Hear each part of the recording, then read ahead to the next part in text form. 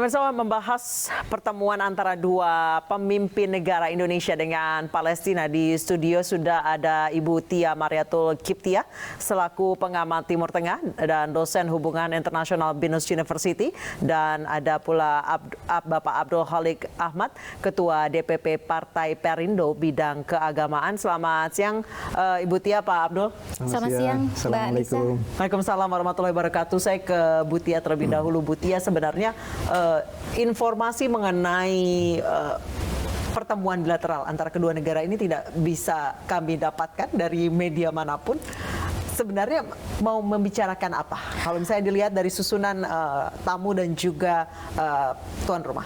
Baik, Mbak Nisa, ini pertama kali ya saya mengucapkan selamat ini untuk E-News, luar biasa, karena kalau kita cek gitu ya, tidak ada info bahwa Perdana Menteri dari Palestina sama sekali akan berkunjung ke Indonesia. Karena kalau kita cek itu pertemuan kedua belah pihak ini ketika di G20 ya. Yes. Indonesia memberikan dukungan penuh terhadap Palestina. Jadi ini surprise begitu ya. Dan saya lihat tadi tayangannya sebelum kita masuk ke studio, luar biasa penerimaan dari pemerintah Indonesia terhadap Perdana Menteri Palestina ini begitu ya. Jadi hangat lah begitu.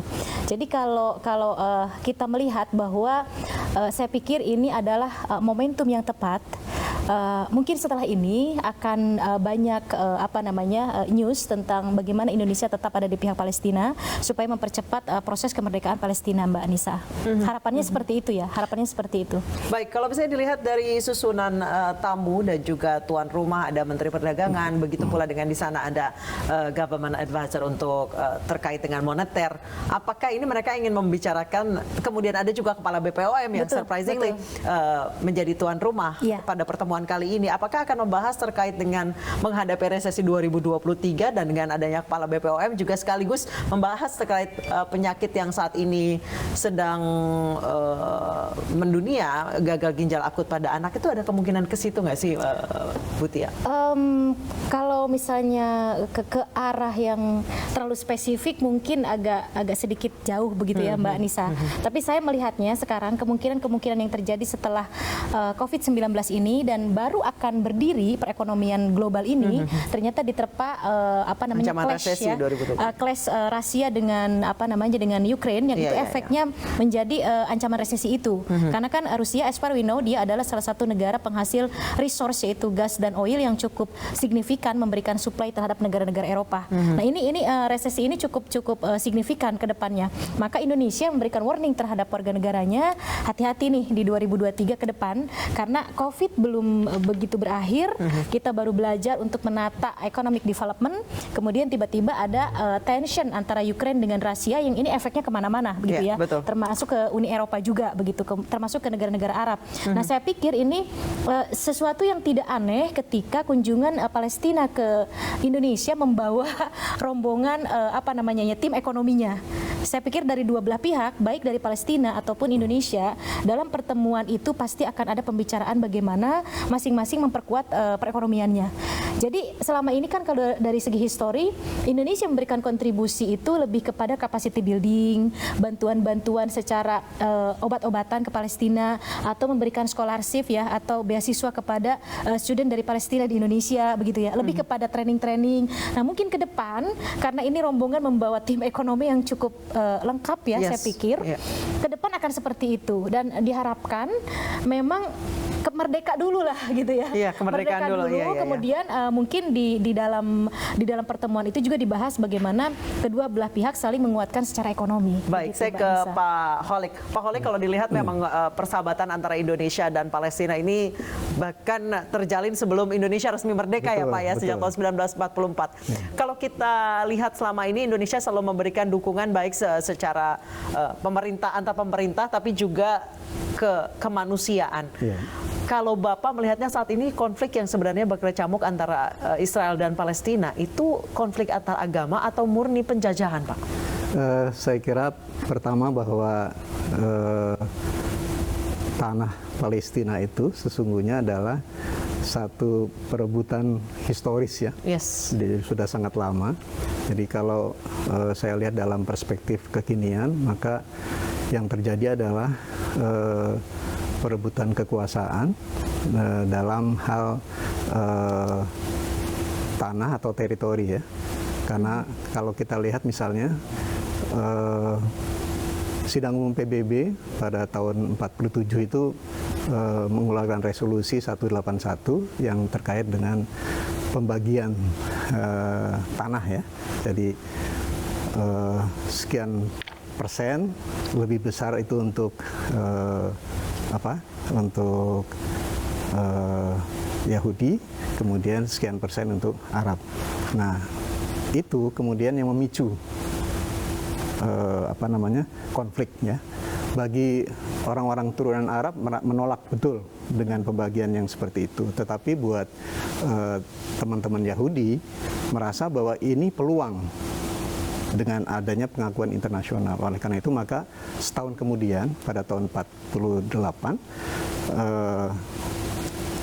Zionis Israel kemudian mendeklarasikan berdirinya negara. Dan kemudian setahun berikutnya juga masuk ke PBB menjadi keanggotaan yang ke-59.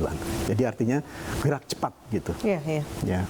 Nah, perkembangan berikutnya tentu fluktuatif ya. Dalam sidang-sidang umum PBB selalu ada pro dan kontra terhadap pilihan-pilihan yang mendukung dan tidak mendukung ya. Nah, saya lihat dalam perkembangan terakhir bahwa negara-negara yang mendukung Palestina itu jauh lebih besar. Karena misalnya pada tahun-tahun sebelum tahun 2020 misalnya, itu dari 193 negara, 163 itu sudah mendukung Palestina untuk merdeka. Gitu. Jadi artinya bahwa hanya sekitar 30 negara yang belum, termasuk Amerika tentu ya. Nah, saya melihat perjuangan ini memang harus tuntas gitu. Nah, terkait dengan Indonesia, kita punya ikatan historis dan ikatan emosional yang luar biasa gitu. Bukan saja sesama bangsa, tetapi juga karena ada faktor agama di situ ya. Ada faktor agama yang kemudian hubungan emosional ini menjadi lebih rekat dan lebih erat lagi gitu. Baik, Pak Kholik, di saat sejumlah negara Arab ini sudah memulai membuka hubungan diplomatik dengan Israel, Indonesia tetap kekeh. Iya. Tidak sama sekali membuka hubungan diplomatik dengan Israel. Apa ini juga salah satu bonding atau kekerabatan sebagai bentuk kesetiakawanan antara Indonesia dengan Palestina? Betul. Jadi Indonesia sampai kapanpun akan tetap mendukung kemerdekaan Palestina dan menolak untuk mengakui Israel sebagai sebuah negara. Oleh karenanya maka sikap Indonesia itu sudah sangat jelas, baik disampaikan oleh para pemimpin-pemimpin kita terdahulu sampai dengan hari ini gitu. Untuk pengakuan terhadap Israel memang kita tidak punya pengakuan ya, tetapi kita juga membangun hubungan dagang dengan Israel. Dan itu sudah terbangun sejak tahun 70-an ya sampai hari ini. Jadi saya kira meskipun kita menolak Israel sebagai sebuah negara merdeka, tetapi hubungan dagangnya tetap jalan, meskipun juga tidak ada hubungan diplomatik antar kedua negara. Gitu. Baik, saya kembali ke Mbak Tia. Mbak Tia, beberapa waktu yang lalu PM Israel yang baru ini, Yair Lapid ini sempat berpidato depan Majelis Umum PBB mengatakan bahwa menyuarakan solusi dua negara yang pernah juga dibahas oleh Netanyahu di tahun 2016 namun tidak ada realisasinya. Menurut Anda ini memang menyarankan solusi dua negara atau sekedar untuk kampanye pemilu sih mereka nanti 1 November? Harapannya Perdana Menteri yang baru ini, Lapid ini lebih soft ya daripada Netanyahu begitu. Harapannya memang akan betul-betul tercipta dua negara yang two state solution itu. Dan kita salah satu negara yang sangat push, bahkan kita sebagai anggota tidak tetap di KPB tahun 2019-2020, program pertama yang dilakukan oleh Indonesia itu adalah Free Palestine. Itu sudah tidak bisa ditawar-tawar, walaupun Mbak Nisa sempat mentok karena kena vetonya Amerika Serikat gitu ya. Kita ingin melakukan two state solution, ternyata pada masa Donald Trump itu tidak kesampaian. Indonesia padahal sudah mencanakan itu di program ketika Indonesia menjadi anggota tidak tetap DKPBB begitu. Dan setiap bukan generasi periode di apa namanya di Israel, itu pasti kampanyenya itu akan mengeluarkan two state solution. Jadi di Knesset itu Mbak Nisa, partainya itu tidak hanya pro terhadap Israel sebetulnya. Jadi ada partai Arab juga di Knesset itu, di DPR RI-nya lah kalau di kita begitu ya. Artinya memang setiap ada event kampanye selalu isu ini dimunculkan, two state solution ini. Tapi setiap periode, setiap pemerintahan, bahkan dari segi agreement ya, Oslo 1, Oslo 2, kemudian Camp David, kemudian Taba, itu tidak ada satupun yang memberikan keuntungan terhadap Palestina. Begitu ya, terakhir adanya teritorinya makin kecil. Iya, bahkan mungkin ya Mbak Nisa kalau kita lihat dari segi map gitu ya, itu tinggal ujung sini sama Gaza dan yang mereka klaim berdasarkan Israel ya, tapi berdasarkan apa namanya kesepakatan internasional, Yerusalem, kemudian Ramallah dan lain-lain itu masih Palestina, tapi berdasarkan mereka begitu ya, tinggal hanya sedikit saja. Meskipun beberapa negara sudah mulai mengakui Yerusalem sebagai ibu kota dari Israel, namun baru-baru ini kan Australia membatalkan akhirnya. Itu dia. Makanya ini saya pikir Jokowi melakukan ini adalah momentum yang tepat begitu ya. Karena apa? Karena selama ini West Jerusalem itu kan diakui sebagai ibu kota Israel, bahkan didukung oleh Amerika dan sekutunya. Kemudian pada masa Trump juga dia declare secara sepihak begitu ya, yang itu memicu ketegangan secara politik global begitu. Dan mengejutkan sekarang Australia menarik dukungannya bahwa Yerusalem Barat itu sebagai ibu kota Israel, yang membuat Lafit marah begitu, Israel sangat marah begitu. Ini momentum yang tepat begitu. Artinya walaupun negara-negara Arab yang tadi Pak Abdul Halik katakan sudah membuka hubungan diplomatik, tapi di sisi lain yang dulu justru memberikan supportnya terhadap Israel, saya melihat sudah mulai berkurang begitu. Ini momentum yang tepat di mana Indonesia bisa menaikkan citra atau branding Indonesia di mata dunia internasional, baik di negara sebagai anggota negara non-blok, kemudian di OKI terutama, bahwa Indonesia tetap support untuk kemerdekaan Palestina.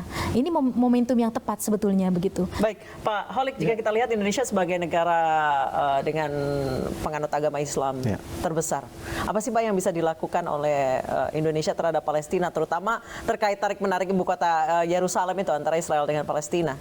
Ya, saya kira ini hubungan emosional Palestina dengan Indonesia itu memang salah satunya dari faktor agama ya.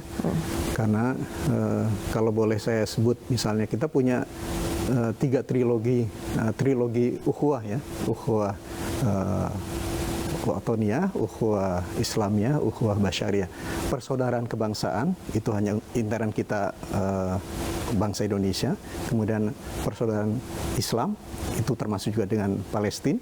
Kemudian persaudaraan kemanusiaan itu juga dengan Palestina. Jadi dari 3 trilogi persaudaraan ini 2 bersama Palestina, Islam dan kemanusiaan. Jadi artinya bahwa dukungan kita terhadap Palestina itu memang disupport oleh kekuatan moral yang seperti itu. Itu yang pertama.